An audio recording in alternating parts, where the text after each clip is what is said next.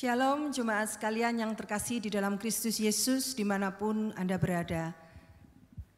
Bagaimana kabar saudara? Saya harap kita semua dalam keadaan baik dan selalu dalam lindungan Tuhan kita Yesus Kristus. Puji Tuhan, pada pagi hari ini kita akan memulai ibadah kita walaupun masih secara online. Saya undang Bapak Ibu dan saudara sekalian untuk bangkit berdiri. Mari kita mempersiapkan diri dan mendengar panggilan ibadah yang diambil dari Mazmur 95 yang berbunyi demikian. Marilah kita bersorak-sorai untuk Tuhan, bersorak-sorak bagi gunung batu keselamatan kita. Biarlah kita menghadap wajahnya dengan nyanyian syukur, bersorak-sorak baginya dengan nyanyian mazmur. Sebab Tuhan adalah Allah yang besar, dan Raja yang besar mengatasi segala Allah. Masuklah, marilah kita sujud menyembah, berlutut di hadapan Tuhan yang menjadikan kita. Sebab dialah Allah kita dan kitalah umat gembalaannya dan kawanan domba tuntunan tangannya. Pada hari ini, sekiranya kamu mendengar suaranya. Mari kita arahkan hati dan pikiran kita hanya kepada Allah Tritunggal. Kita bersaat teduh sejenak di hadapan Tuhan.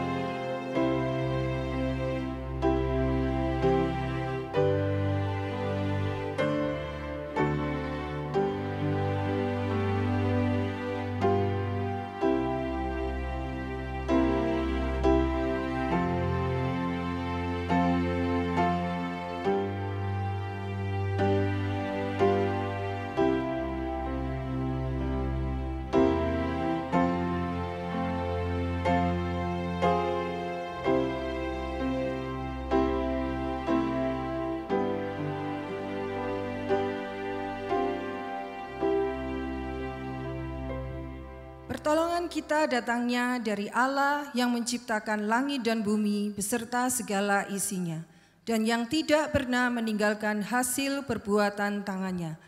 Turunlah kiranya atas kita kasih karunia dari Allah Bapa, Putra, dan Roh Kudus. Amin. Hormat bagi Allah Bapa.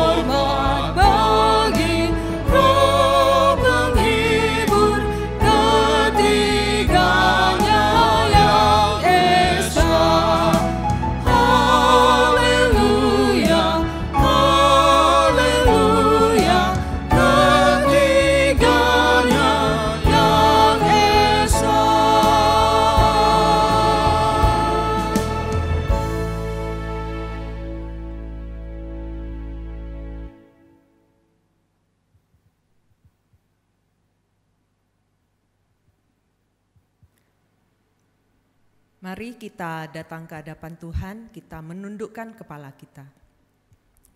Bapa yang di surga, Tuhan, kami menyerahkan untuk ibadah kami pada pagi hari ini. Biarlah Tuhan, Engkau boleh berbicara kepada setiap kami pada pagi hari ini. Dan biarlah puji-pujian yang kami naikkan boleh berkenan di hadapan-Mu Tuhan. Dan biarlah Tuhan, kami juga memohon berkat dan anugerah-Mu Tuhan atas setiap hidup kami. Kami mau memohon pengampunan Tuhan atas dosa-dosa kami. Dosa yang kami perbuat baik di dalam pikiran kami, perkataan kami, perbuatan kami. Baik yang kami sadari maupun yang tidak kami sadari. Biarlah Tuhan Kau sendiri boleh mengampuni setiap kami Tuhan. Dan Engkau boleh melayakkan kami Tuhan untuk datang menghadap di hadirat-Mu. Terpuji nama-Mu Tuhan, terima kasih Bapa, dalam nama Yesus kami berdoa bersyukur. Amin.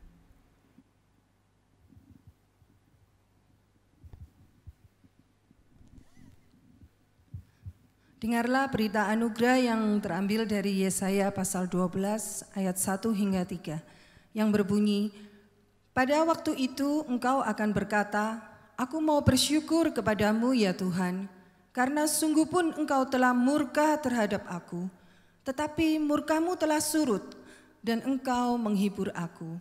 Sungguh Allah itu keselamatanku. Aku percaya dengan tidak gemetar, sebab Tuhan Allah itu kekuatanku dan mazmurku. Ia telah menjadi keselamatanku. Maka kamu akan menimba air dengan kegirangan dari mata air keselamatan. Jemaat dipersilakan duduk. Saudara, waktu berlalu begitu cepat, hingga tak terasa kita sudah berada di penghujung tahun 2020. Hari ini adalah hari Minggu yang terakhir di tahun 2020. Tahun 2020 ini merupakan tahun yang berat dan tidak mudah dilupakan karena adanya pandemi COVID-19 yang hingga saat ini masih terus berlangsung. Begitu banyak hal yang terjadi di hampir 10 bulan kita melewati pandemik ini. Banyak di antara kita yang mengalami ketakutan, kesedihan, kecemasan, kekhawatiran akan apa yang akan terjadi di hari esok. Namun saudara, bila hari ini, saat ini kita masih diberi nafas kehidupan dan kita masih boleh berada di tengah-tengah keluarga yang kita kasihi, itu sudah lebih dari cukup bagi kita untuk mengucapkan syukur kepada Tuhan atas segala perlindungan dan pemeliharaan yang sudah diberikan kepada kita. Sungguh bersyukur kita mempunyai Allah Bapa yang begitu mengasihi kita dan selalu menolong kita. Dia mengerti setiap kesulitan dan keadaan yang kita hadapi. Maka dari itu, marilah kita melepaskan segala kekhawatiran hidup kita. Kita menaruh harapan kita hanya kepada Allah Bapa. Sebab Dia yang mengetahui rancangan yang telah ditetapkannya bagi kita anak-anaknya. Dan pastinya itu mendatangkan kebaikan bagi setiap kita.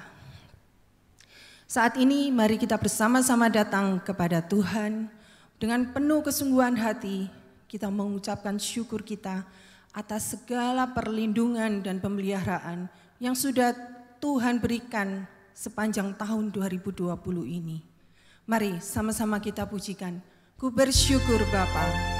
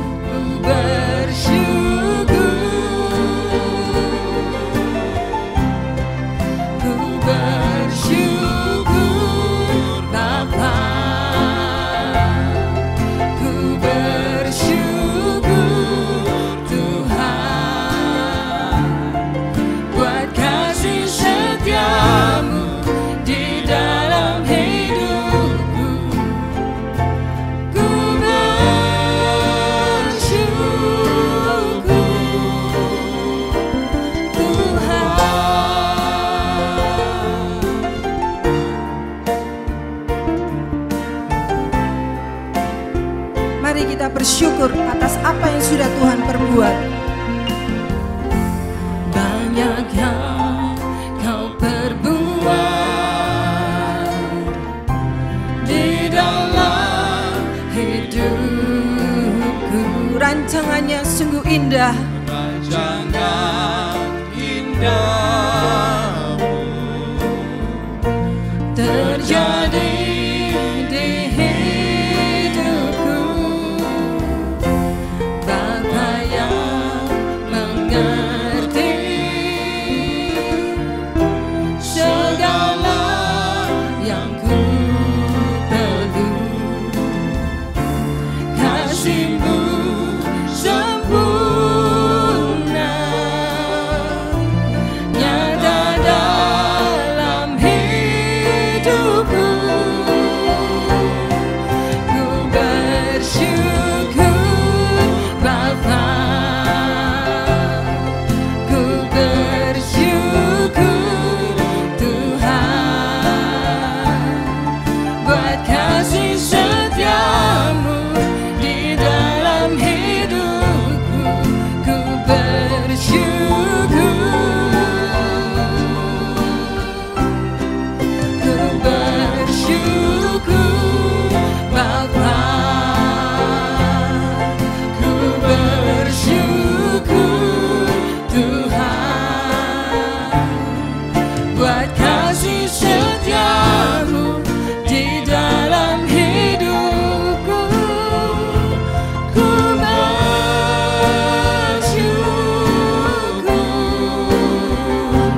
Tuhan. Tak ada lembah kelam tanpa Engkau hadir Tuhan. Tak ada lembah kelam yang tak ku lewati tanpa hadir-Mu. Hatiku takkan gentar sebab ku tahu tangan-Mu yang menopangku. Tak ada lembah kelam yang tak ku lewati tanpa hadir-Mu.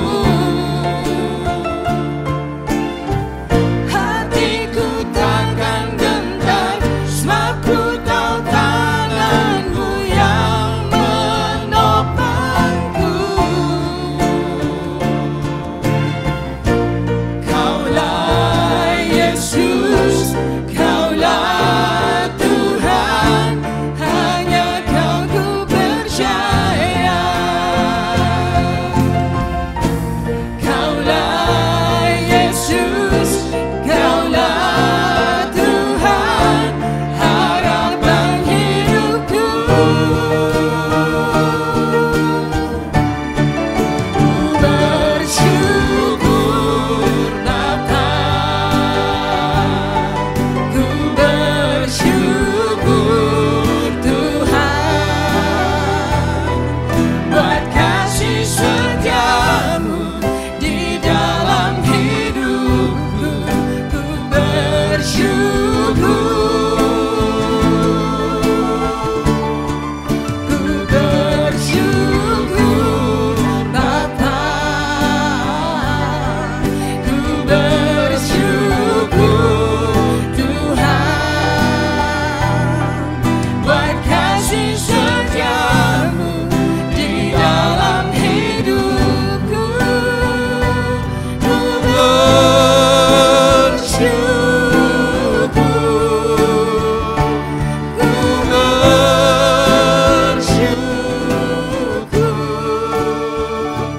Tuhan.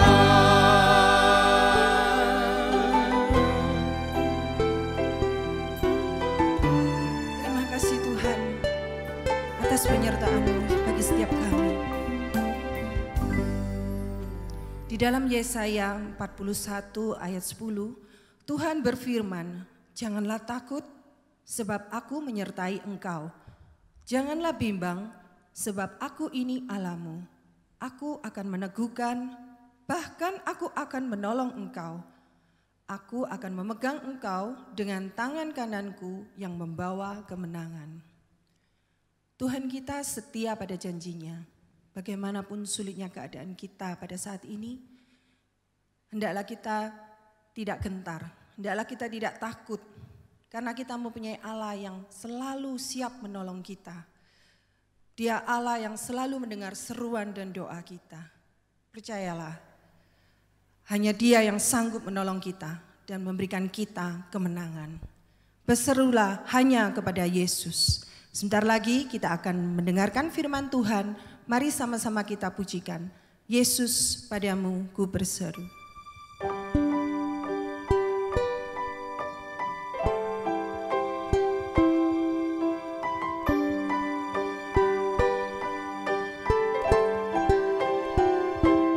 Kau Tuhan, penolong dalam hidupku. Ku percaya hanya kepadamu. Kau pegang tanganku dan tuntun langkahku. Yesus, kau perlindunganku. Kau Tuhan, kekuatan dalam hidupku, penolongku dalam kesesakan. Kau gunung batuku dan pertahananku. Yesus, kau kemenanganku. Yesus, padamu ku berseru. Kaulah penyelamatku. Terpujilah kau Tuhanku.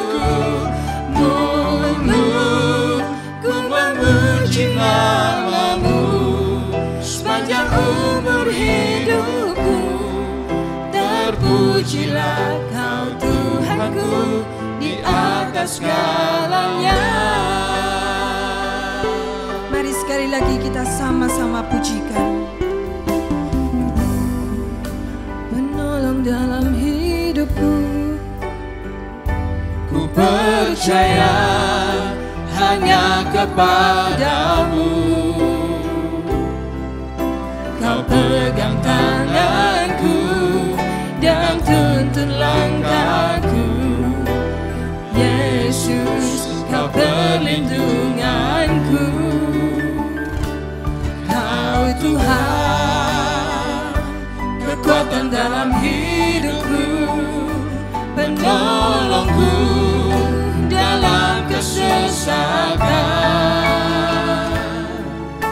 Kau gunung batuku dan pertahananku. Yesus, kau kemenanganku. Yesus, padamu ku berseru. Kaulah penyelamatku. Terpujilah kau Tuhanku. Muluk ku memuji namamu sepanjang umur hidupku. Terpujilah kau Tuhanku di atas segalanya. Yesus, padamu ku berseru. Kaulah penyelamatku. Terpujilah kau Tuhanku. Muluk ku memuji namamu sepanjang umur hidupku. Terpujilah kau Tuhanku di atas segalanya. Muluk ku memuji namamu sepanjang umur hidupku.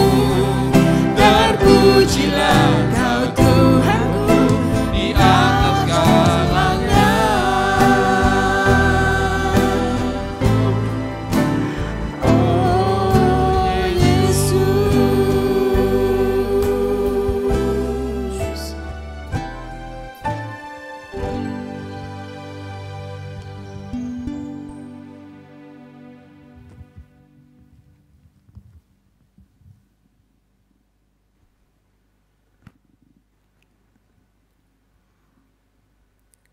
Kita datang kepada Tuhan di dalam doa. Bapa yang di surga, seperti pujian yang kami naikkan, Engkaulah gunung batu kami, Engkaulah keselamatan kami, dan di dalam kesesakan Engkaulah tempat kami berlindung. Ya Tuhan, biarlah kami boleh terus memuji-Mu Tuhan di tengah-tengah kesesakan kami. Di tengah-tengah kesulitan hidup kami terus boleh bersandar kepada Engkau dan terus memandang kepada Engkau dan terus boleh mencari pertolongan-Mu Tuhan. Ya Bapa, pada pagi hari ini kami mau menyerahkan Tuhan untuk setiap kami Tuhan dimanapun kami berada. Biarlah Tuhan Kau boleh berbicara kepada setiap kami Tuhan. Sehingga kami boleh dikuatkan, sehingga iman kami boleh diteguhkan dan kami boleh diingatkan kembali bahwa kami punya Allah yang sanggup menolong kami, membawa kami melewati tantangan demi tantangan dalam hidup ini. Kami menyerahkan Tuhan untuk pemberitaan firman pada pagi hari ini. Biarlah Tuhan Engkau yang boleh berbicara kepada setiap kami. Terpuji nama-Mu Tuhan, dalam nama Yesus kami berdoa bersyukur. Amin. Bapak Ibu yang dikasihi Tuhan, selamat pagi semuanya. Apa kabar? Saya berharap kita semua berada dalam kondisi yang sehat, dalam kondisi yang segar, ya, dan juga ada damai sejahtera yang melingkupi hati kita. Mari saya mengajak kita untuk mempersiapkan hati dan pikiran kita. Kita betul-betul mau fokus mendengarkan firman Tuhan. Kita membuka Alkitab dari Filipi pasal 4 ayat 6 sampai 7. Saya akan membacakannya untuk kita sekalian. Filipi pasal 4 ayat 6 sampai 7. Filipi pasal 4 ayat 6 sampai 7. Janganlah hendaknya kamu khawatir tentang apapun juga, tetapi nyatakanlah dalam segala hal keinginanmu kepada Allah dalam doa dan permohonan dengan ucapan syukur. Damai sejahtera Allah yang melampaui segala akal akan memelihara hati dan pikiranmu dalam Kristus Yesus. Demikianlah firman Tuhan, berbahagia kita yang mendengar dan melakukannya. Nah, tema kita pada pagi hari ini yang akan kita renungkan adalah anxious for nothing, tidak ada yang perlu dikhawatirkan. Dan saya mengambil dari dua bagian Alkitab, yaitu kitab Filipi dan juga kitab Matius. Nah, ketika saya merenungkan tema ini, anxious for nothing, tidak ada yang perlu dikhawatirkan, saya berpikir, mungkinkah tidak ada yang perlu kita khawatirkan? Dan bisakah kita untuk tidak khawatir? Nah, saya mencoba berpikir, mungkin enggak itu terjadi? Nah, hari ini kita akan meninjau dari dua sisi, dari sisi secara psikologis dan juga secara teologis. Nah, Bapak Ibu yang dikasihi Tuhan, seperti kita tahu mulai dari bulan Maret, ya, pertengahan Maret, pemerintah mengumumkan untuk karantina, ya, dan sekolah secara mendadak diliburkan. Guru-guru secara mendadak harus mempersiapkan diri mengajar jarak jauh. Mereka harus belajar satu aplikasi yang sebelumnya mereka tidak pernah pegang aplikasi itu, dan mereka harus belajar dan mempersiapkan kurikulum secara mendadak. Dan demikian juga anak-anak yang harus belajar secara online. Mereka harus belajar aplikasi yang baru dan banyak hal yang harus dipersiapkan secara mendadak pada waktu itu. Nah, mungkin sebagian kita berharap bahwa kondisi ini akan segera berakhir dalam beberapa bulan. Tetapi kenyataan yang kita temui bahwa ini tidak semakin baik. Kita malah melihat masalah demi masalah antri di depan kita. Ya. Pada bulan Agustus, ya, Liputan 6 dia mengeluarkan berita bahwa ada 29 juta pekerja yang terkena PHK akibat corona.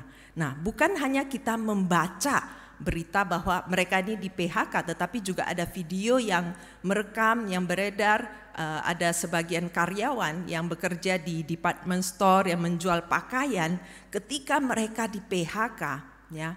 Dan itu cukup banyak jumlahnya dan mereka saling berpelukan dan mereka menangis. Nah, melihat video seperti itu tentu juga kita merasa sedih, turut berduka, turut bersedih atas hal ini. Nah, bukan hanya itu saja. Kemudian pada bulan November sebuah survei mengatakan bahwa 7 dari 10 generasi Z, yaitu generasi yang lahir antara 1998 sampai 2010. Nah, 7 dari 10 generasi ini mereka merasa depresi selama pandemi ini. Saya mengenal ada satu anak yang baru tamat SMA. Nah, anak ini sebenarnya ingin melanjutkan kuliah, tetapi karena kondisi perekonomian dia tidak bisa melanjutkan kuliah dan dia ingin bekerja. Tetapi dalam kondisi seperti ini dia juga tidak mungkin bekerja.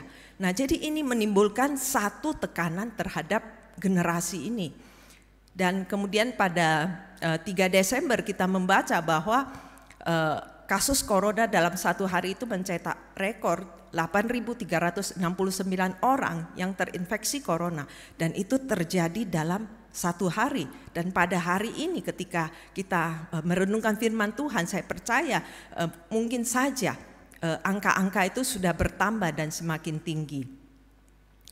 Dan ada di bulan Desember ada 342 tenaga medis yang meninggal karena COVID. Ya, dokter dan perawat yang meninggal karena COVID ini. Nah, semua ini adalah berita negatif yang kita dengar. Dan mungkinkah kita untuk tidak khawatir? Nah, apa yang dikatakan secara psikologis tentang kekhawatiran?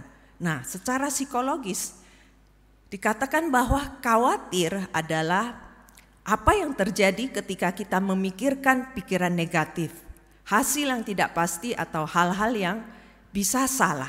Dan khawatir itu semua terjadi di pikiran, bukan di tubuh. Ya, jadi khawatir itu masih terjadi di dalam pikiran kita dan belum sampai di tubuh kita.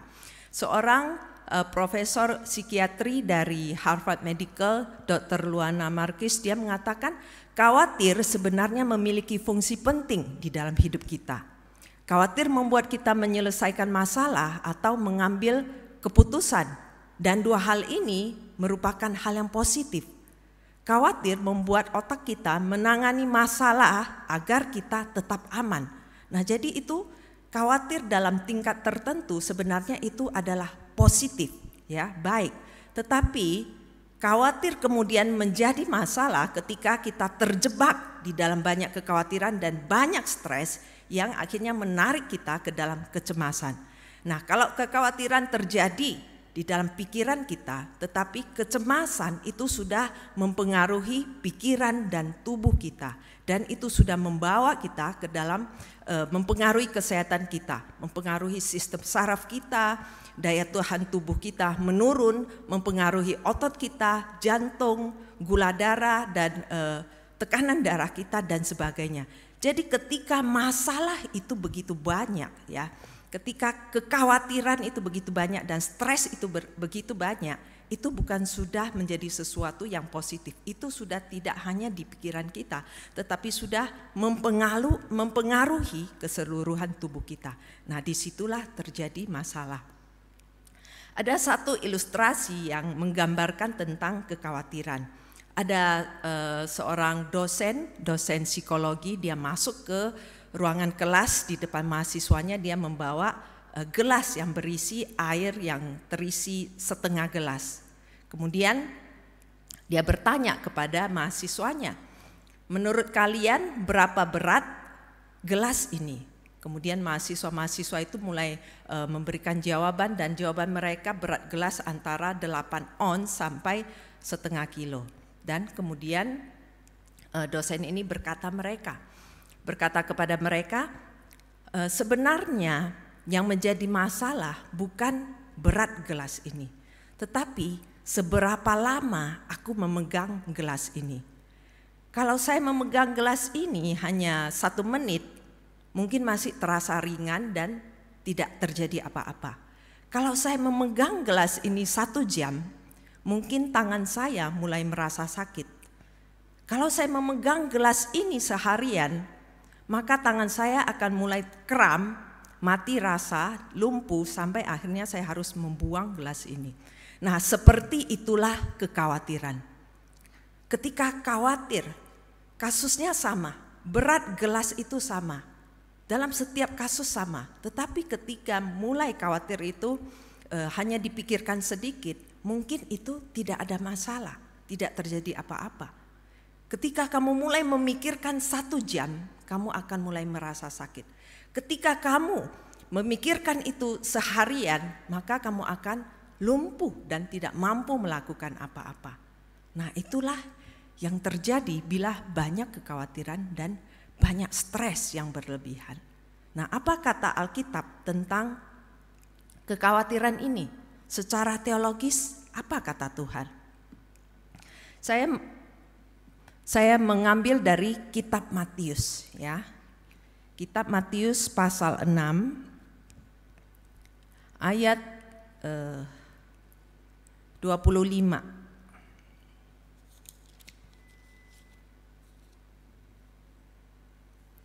Ayat 25 sampai 34, saya tidak mengambilnya secara keseluruhan, beberapa ayat saja.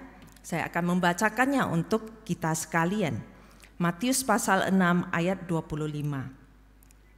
Karena itu aku berkata kepadamu, janganlah khawatir akan hidupmu, akan apa yang hendak kamu makan atau minum, dan janganlah khawatir pula akan tubuhmu, akan apa yang hendak kamu pakai. Bukankah hidup itu lebih penting daripada makanan, dan tubuh itu lebih penting dari pakaian? Pandanglah burung-burung di langit yang tidak menabur dan tidak menuai dan tidak mengumpulkan bekal dalam lumbung, namun diberi makan oleh Bapamu yang di surga. Bukankah kamu jauh melebihi burung-burung itu?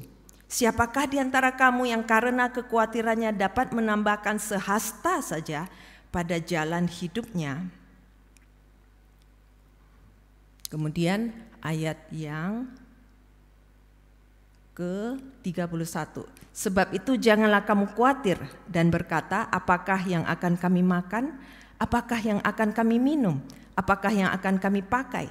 Semua itu dicari bangsa-bangsa yang tidak mengenal Allah. Akan tetapi Bapamu yang di surga tahu bahwa kamu memerlukan semuanya itu. Tetapi carilah dahulu kerajaan Allah dan kebenarannya, maka semuanya itu akan ditambahkan kepadamu. Sebab itu janganlah kamu khawatir akan hari esok, karena hari esok mempunyai kesusahannya sendiri. Kesusahan sehari cukuplah untuk sehari. Matius pasal 6 ayat 25 sampai 34 ini adalah khotbah Yesus di bukit.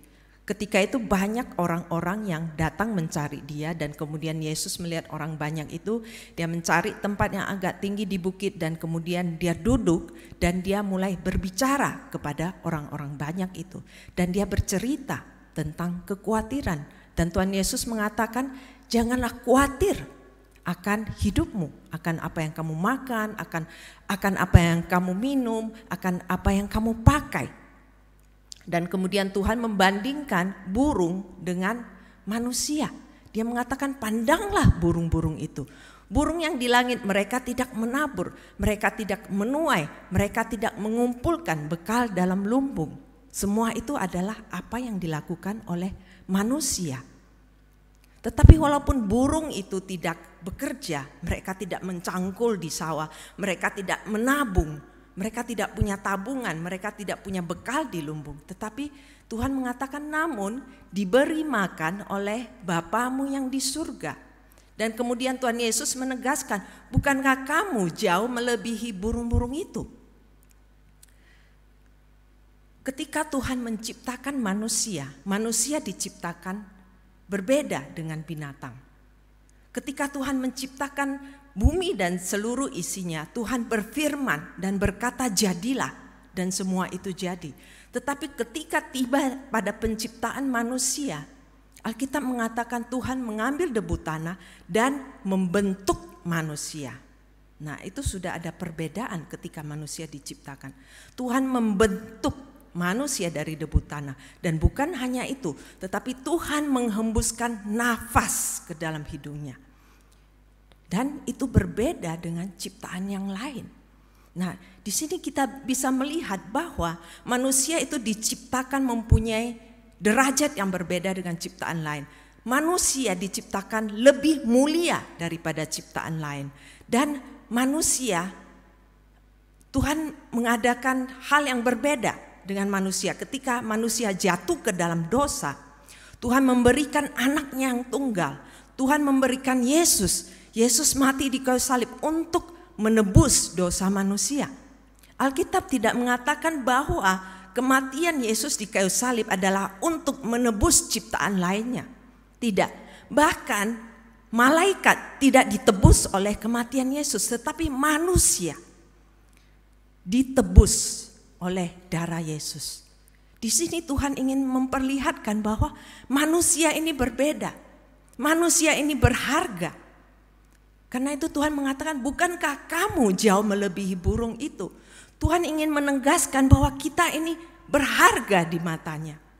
Dan kalau Tuhan memelihara burung itu, bukankah terlebih Dia akan memelihara kita sebagai anak-anaknya? Dan kemudian Yesus melanjutkan lagi, siapakah di antara kamu karena kekhawatirannya dapat menambahkan sehasta saja pada jalan hidupnya? Sehasta itu panjangnya kira-kira 45 cm sampai 56 cm. Jadi ukurannya dari sini ke sini. Nah, ini satu hasta, ya. Jadi dengan perkataan lain Tuhan Yesus ingin mengatakan bahwa apakah kekhawatiranmu bisa menambah ya tinggimu sepanjang ini, atau karena kekhawatiranmu bisa menambahkan 1 jam saja memperpanjang hidupmu? Bisakah kekhawatiran memperpanjang hidupmu 1 jam? Dan jawabannya tentu tidak. Nah, karena itu Tuhan berkata, karena itu janganlah berkata apa yang kami makan, apa yang kami minum, apa yang kami pakai. Bapa di surga tahu apa yang kamu butuhkan. Nah, ketika Tuhan Yesus mengatakan Bapa yang di surga, Tuhan Yesus ingin menegaskan bahwa manusia yang percaya kepadanya punya hubungan yang khusus dengan penciptanya. Yang dicipta mempunyai hubungan yang khusus dengan penciptanya. Seperti seorang anak dengan seorang bapa, ada relasi yang dekat, ada relasi yang khusus antara anak dengan bapa. Itulah yang ingin Tuhan Yesus tegaskan. Kamu bisa memanggil, datang kepada Tuhan dengan sebutan bapa. Ini adalah sesuatu yang spesial, sesuatu yang istimewa yang Tuhan berikan kepada kamu. Ketika kamu bisa memanggil penciptamu, Allahmu yang begitu kudus dengan sebutan Bapa. Dan kamu tidak bisa mendapatkan itu di dalam agama-agama lain. Tetapi di sini Tuhan memberikan sesuatu yang istimewa, satu hak buat kamu untuk memanggil Tuhan dengan sebutan Bapa. Tuhan memperlihatkan bahwa Dia begitu dekat dengan kita. Seperti seorang bapa dengan anaknya. Dibandingkan dengan bapak-bapak yang ada di bumi, ya, yang ada di dunia ini, mungkin banyak bapak yang tidak melakukan tugasnya sebagai bapak. Banyak bapak-bapak di dunia yang tidak bertanggung jawab. Banyak bapak-bapak di dunia yang tidak mengasihi anaknya. Tetapi di sini Tuhan mengatakan Bapamu yang di surga.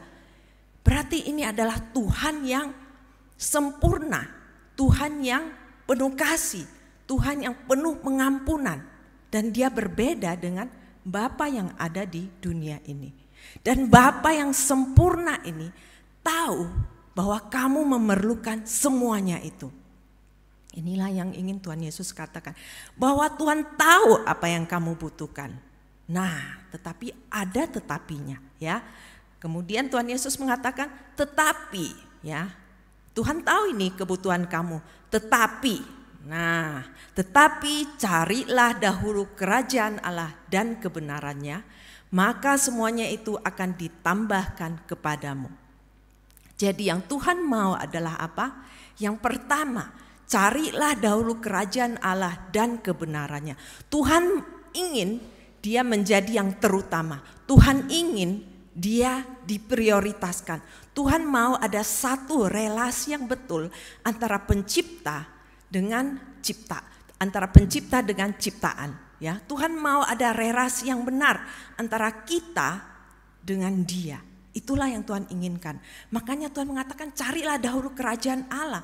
Berarti Allah lah yang memerintah di dalam hidup kita. Dan itu yang Tuhan inginkan. Tuhan ingin kita memandang kepada Dia. Mencari Dia terlebih dahulu sebelum kita mencari apa yang ada di dunia ini. Tuhan mau kita mencari Dia, bukan mencari apa yang ada di dalam tangan Dia. Tetapi ketika kita mencari Tuhan, maka Dia akan memberikan apa yang ada di tangan Dia, yaitu semua yang kamu butuhkan. Dan itu adalah syaratnya.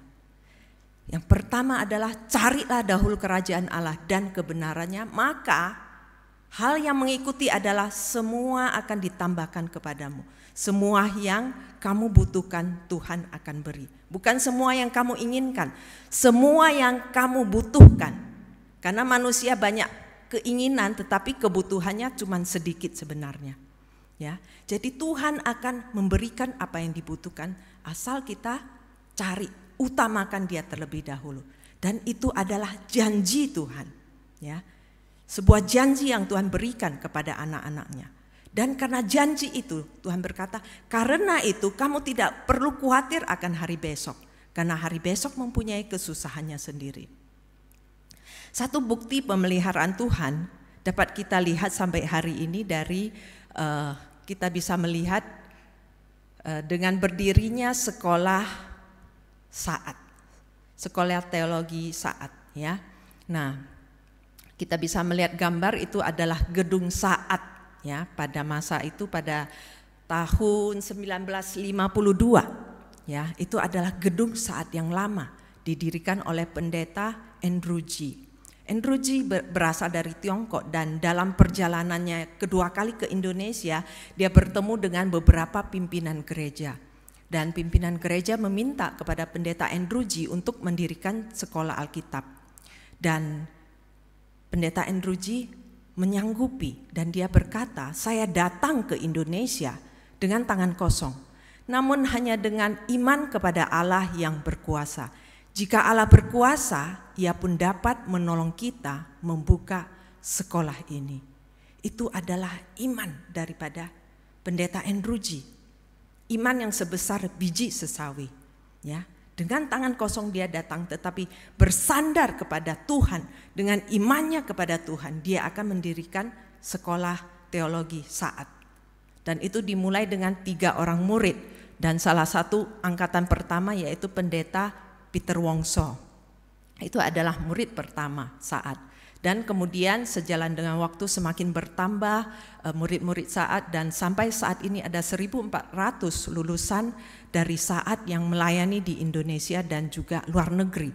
Dan pendeta Stephen Tong adalah salah satu lulusan Saat. Dan 68 tahun kemudian, gedung yang awalnya seperti ini, sekarang kita bisa melihat megah seperti itu. 60 tahun 8 kemudian. Selama 68 tahun, Tuhan memelihara hamba-hamba Tuhan. Mereka yang sekolah di sana mereka tidak pernah membayar uang kuliah. Ya, jadi kalau kita sekolah kita akan membayar DPP, ya, ada uang pembangunan, ada uang gedung, ada SPP dan sebagainya. Ya, kalau anak-anak di SD mungkin itu bisa 20-an, 30-an juta hanya sekolah SD. Tetapi Saat, ya, mereka tidak membayar uang kuliah, tidak membayar uang gedung. Mereka hanya membayar uang konsumsi. Nah, pada zaman saya membayar 400.000 untuk uang konsumsi. Dan itu saja. Ya, saya tidak membayar uang kuliah. Nah, jadi Saat adalah salah satu, ya, bentuk pemeliharaan Tuhan yang dapat kita lihat sampai hari ini. Kalau seandainya Pendeta Andrew G masih ada sampai hari ini. Dia bisa menyaksikan dengan matanya sendiri bagaimana dia memulai saat ini hanya dengan iman, dengan tangan kosong, bersandar kepada Tuhan, dan Tuhan membuktikan dirinya. Nah, ini salah satu contoh pemeliharaan Tuhan. Kita lihat kitab Filipi pasal 4 ayat 6 dan 7, di sana dikatakan, janganlah hendaknya kamu khawatir tentang apapun juga, tetapi nyatakanlah dalam segala hal keinginanmu kepada Allah dalam doa dan permohonan dengan ucapan syukur. Bapak Ibu yang dikasihi Tuhan, kalau seandainya seseorang yang hidupnya berkelimpahan, dia tidak punya masalah dengan keuangan, dia hidup berkecukupan, kemudian dia datang kepada kita yang saat ini mungkin dalam kondisi kena PHK ataupun kita kena sakit penyakit, kita berada di dalam kesulitan, dan kemudian orang itu datang kepada kita dan mengatakan, jangan kamu khawatir tentang apapun juga. Mungkin kita sulit menerima nasihat itu.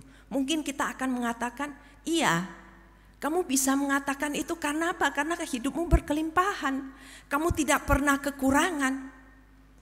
Coba kalau kamu seperti aku saat ini, mungkin kamu nggak bisa memberi nasihat seperti ini.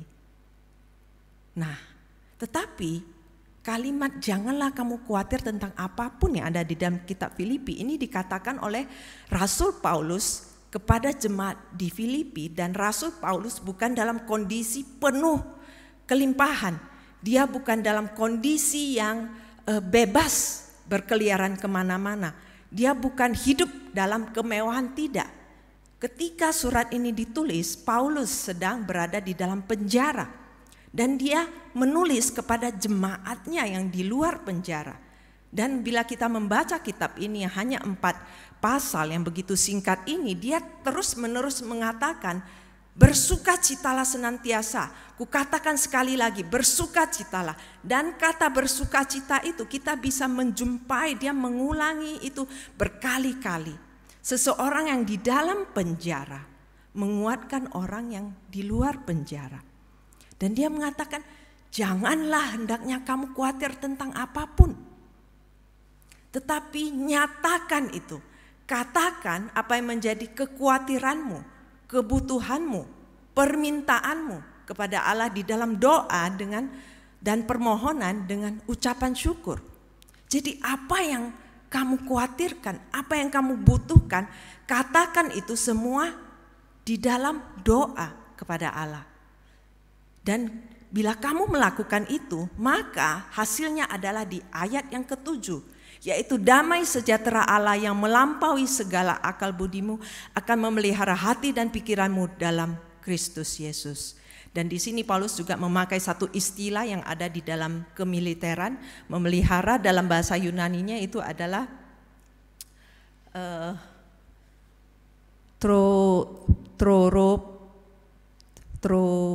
proreo. Nah, di sana dikatakan seperti itu. Yang artinya adalah mengawal. Ya, seperti sekelompok militer yang sedang mengawal, yang sedang melindungi, yang sedang siap siaga menjaga.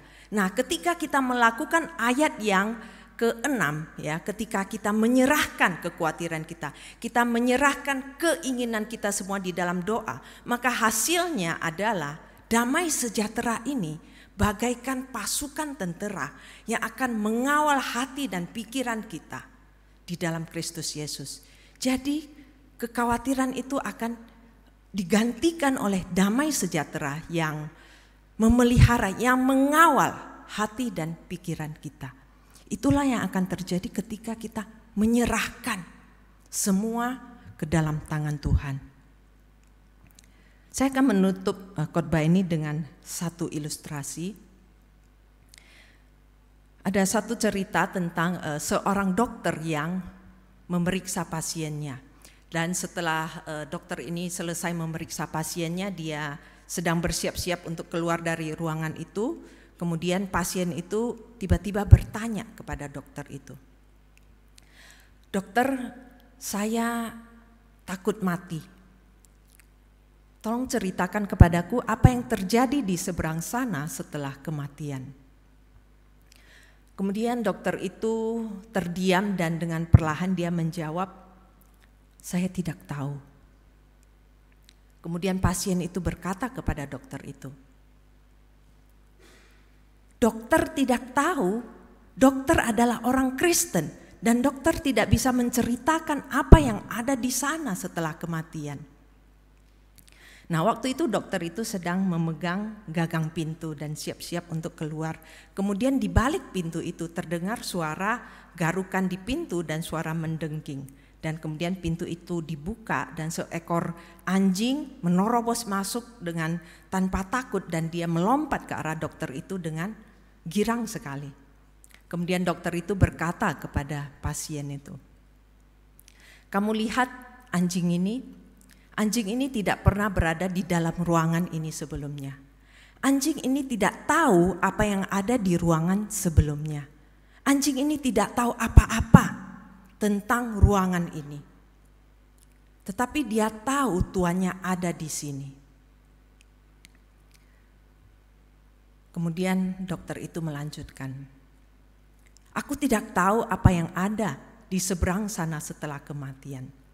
Tapi aku tahu satu hal, aku tahu Tuanku ada di sana dan itu cukup bagiku. Bapak Ibu yang dikasihi Tuhan, kita tidak tahu apa yang ada di balik pintu hari esok. Kita tidak tahu apa yang akan terjadi 2 jam dari sekarang. Kita tidak tahu apakah yang akan terjadi 2 hari berikutnya. Kita tidak tahu apa yang akan terjadi 2 minggu, 2 bulan, dan kita tidak tahu apa yang akan terjadi tahun depan. Kita tidak akan pernah tahu apa yang ada di balik pintu hari esok. Tapi satu hal yang kita tahu bahwa Tuhan ada di sana. Kita tahu bahwa Tuhan yang menciptakan langit dan bumi. Kita tahu bahwa Tuhanlah yang mengendalikan sejarah di dunia ini. Kita tahu bahwa Tuhanlah yang memberi hidup dan Tuhanlah yang mengambil hidup dan Tuhanlah yang mengendalikan apapun yang ada di dunia ini. Dan Dia adalah Tuhan hari esok. Dialah yang memegang hari esok. Karena itu saya ingin kita juga bisa mengatakan kalimat yang sama. Saya ingin kita mengatakan kalimat yang sama. Aku tidak tahu apa yang akan terjadi esok, tapi satu hal yang aku tahu, Tuanku ada di sana dan itu cukup bagiku. Mari kita berdoa. Bapa yang di surga Tuhan, sekali lagi kami datang kepadamu. Kami bersyukur Tuhan untuk firman-Mu yang boleh menguatkan kami, mengingatkan kami bahwa Engkau senantiasa ada bagi kami, bahwa kami ini berharga bagimu. Dan kami boleh menyerahkan segala kekhawatiran kami kepadamu. Dan Engkau akan memberikan damai sejahtera itu di dalam hidup kami. Dan Tuhan tolong kami untuk bisa mempercayakan segalanya ke dalam tangan-Mu. Bahwa kami boleh percaya bahwa hari esok ini ada di tangan-Mu. Dan biarlah itu cukup bagi kami kalau kami tahu Engkau ada di sana untuk kami.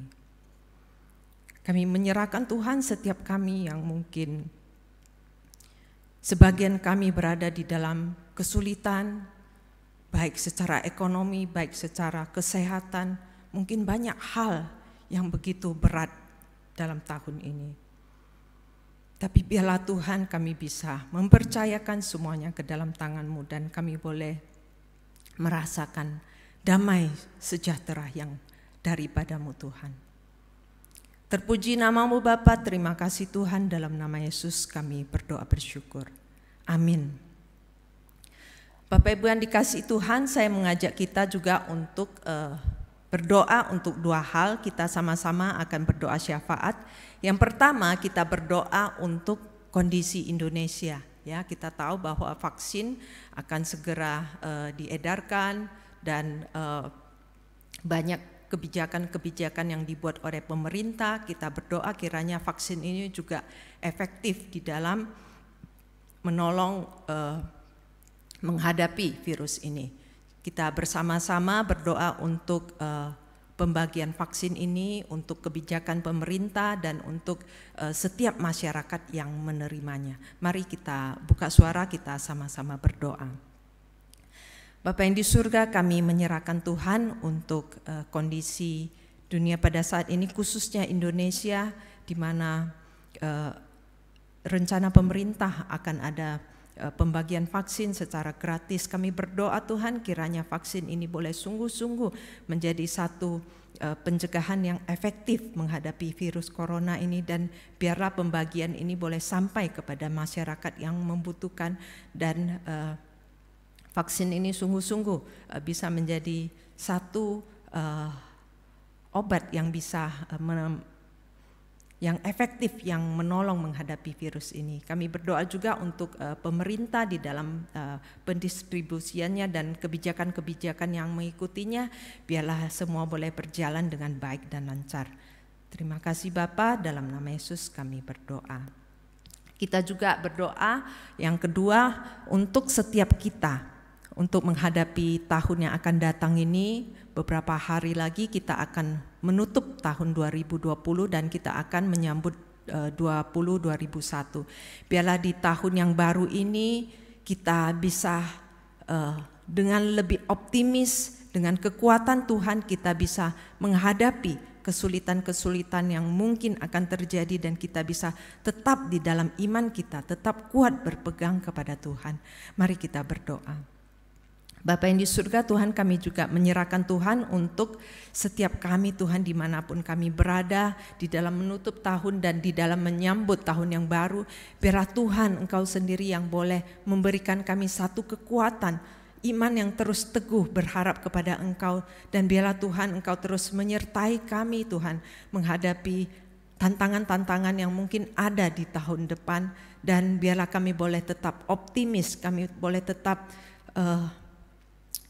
berharap kepada Tuhan dan senantiasa berpegang kepada pertolongan-Mu Tuhan.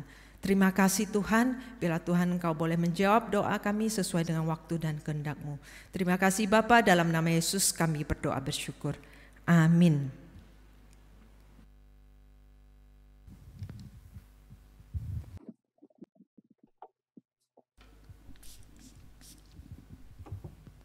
Jemaat dipersilakan untuk bangkit berdiri.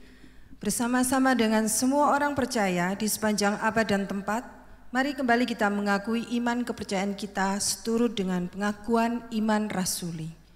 Aku percaya kepada Allah, Bapa yang Maha Kuasa, Khalik langit dan bumi, dan kepada Yesus Kristus anaknya yang tunggal Tuhan kita, yang dikandung dari Roh Kudus, lahir dari anak darah Maria, yang menderita sengsara di bawah pemerintahan Pontius Pilatus, disalibkan, mati dan dikuburkan, turun ke dalam kerajaan maut. Pada hari yang ketiga, bangkit pula dari antara orang mati, naik ke surga, duduk di sebelah kanan Allah, Bapa yang Maha Kuasa, dan dari sana Ia akan datang untuk menghakimi orang yang hidup dan yang mati. Aku percaya kepada Roh Kudus, gereja yang kudus dan am, persekutuan orang kudus, pengampunan dosa, kebangkitan tubuh, dan hidup yang kekal. Amin.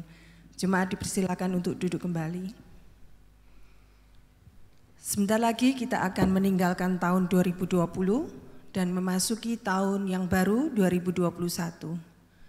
Kita nggak tahu apakah nanti tahun 2021 ini akan lebih baik atau lebih buruk dari tahun 2020. Tidak ada seorang pun yang tahu akan hal ini. Bila bersama Tuhan kita sudah melewati tahun 2020 ini, kita melewati setiap kesulitan dan pergumulan hidup kita. Kiranya setelah mendengar firman Tuhan yang disampaikan, kita juga mau menaruh setiap apa yang akan terjadi, menaruh setiap hal-hal yang akan terjadi di dalam hidup kita di dalam tangan Tuhan. Sebab Dialah yang memegang dan memiliki hidup kita. Jadi marilah kita menyerahkan segala kekhawatiran hidup kita hanya kepada Tuhan Yesus, karena Dia adalah gunung batu perlindungan kita. Kepada setiap kita diberi kesempatan untuk memberikan persembahan atas ucapan syukur kita, atas pertolongan dan pemeliharaan Tuhan yang telah kita terima. Persembahan dapat dilakukan melalui transfer ke rekening gereja atau scan QR Code yang tertera pada layar saudara. Mari sama-sama kita pujikan Gunung Batu Perlindungan. Di waktu badai menerpa, Tuhanlah perlindunganmu. Kendati goncang semesta, Tuhanlah perlindunganmu. Yesus gunung batu perlindunganmu, gunung batu perlindungan. Yesus gunung batu perlindunganmu, tempat berlindung yang teguh. Baik siang maupun malam gelap, Tuhanlah perlindunganmu. Niscaya takutmu lenyap, Tuhanlah perlindunganmu. Yesus gunung batu perlindunganmu, gunung batu perlindungan. Yesus gunung batu perlindunganmu, tempat berlindung yang teguh.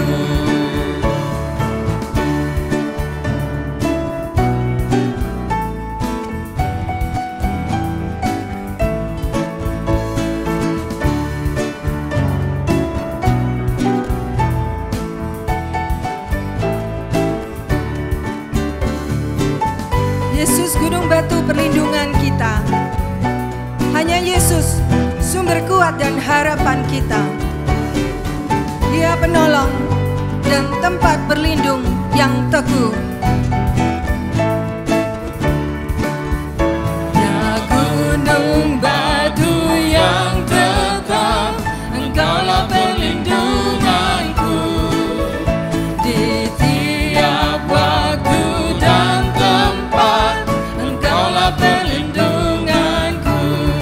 Yesus gunung batu perlindunganku, gunung batu perlindungan. Yesus gunung batu perlindunganmu, tempat berlindung yang teguh. Yesus gunung batu perlindunganmu, gunung batu perlindungan. Yesus gunung batu perlindunganmu, tempat berlindung yang teguh.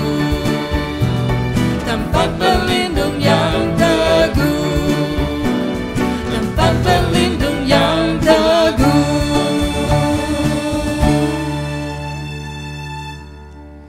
Mari kita berdoa. Kami bersyukur Tuhan atas segala berkat dan pemeliharaan Tuhan yang sudah diberikan kepada kami sepanjang tahun 2020 ini Tuhan. Engkaulah Allah gunung batu perlindungan bagi kami. Tak pernah sekalipun Engkau meninggalkan kami Tuhan. Tak pernah sekalipun Engkau tidak menolong kami. Sungguh mengucap syukur Tuhan atas segala yang sudah Engkau berikan kepada kami. Dan kini saatnya Tuhan kami mau mengucapkan syukur. Kami mau mempersembahkan Tuhan yang terbaik dari diri kami ini Tuhan. Kiranya Tuhan yang mau sucikan dan kuduskan persembahan kami ini ya Bapa. Kau berkati juga para pengurus yang akan mengelolanya. Kau berikan hikmat agar apa yang sudah terkumpul ini Tuhan boleh berbau harum dan boleh memperluas kerajaan-Mu Tuhan. Terima kasih ya Tuhan. Dengarlah seru dan doa kami yang jauh dari sempurna ini. Hanya di dalam nama Putra-Mu Yesus Kristus kami sudah berdoa dan mengucap syukur. Amin. Saya undang jemaat untuk bangkit berdiri. Biarlah segala pujian, hormat dan kemuliaan kita naikkan hanya bagi Allah kita, Allah Tritunggal. Doksologi.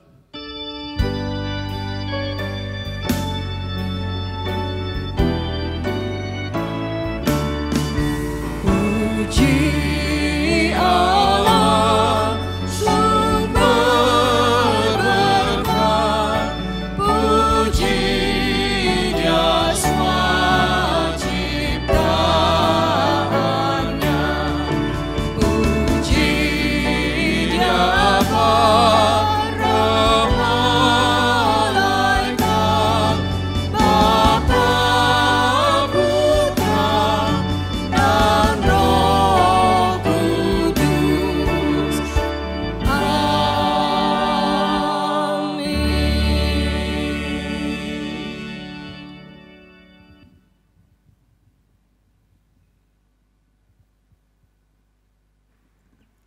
Mari kita menerima berkat Tuhan, kita tundukkan kepala kita.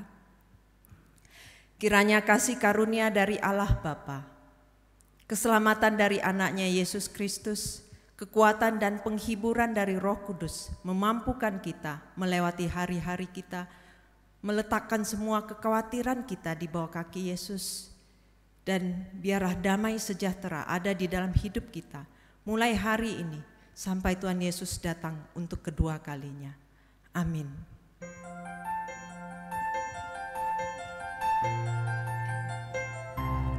Tuhan melindungi kau, Tuhan memberkati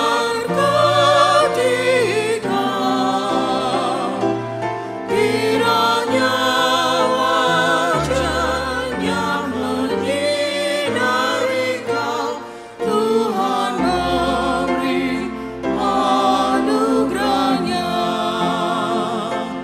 Damai sejahtera,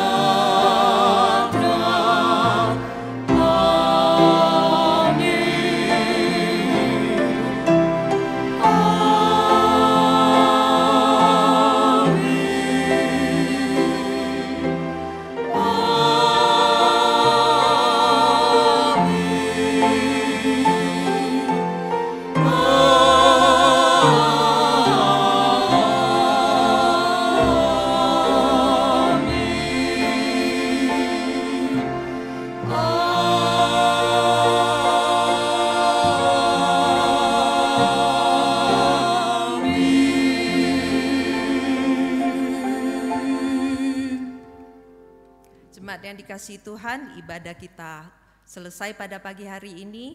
Selamat hari Minggu, Tuhan Yesus memberkati kita sekalian, biarlah damai sejahtera ada di hati kita. Amin.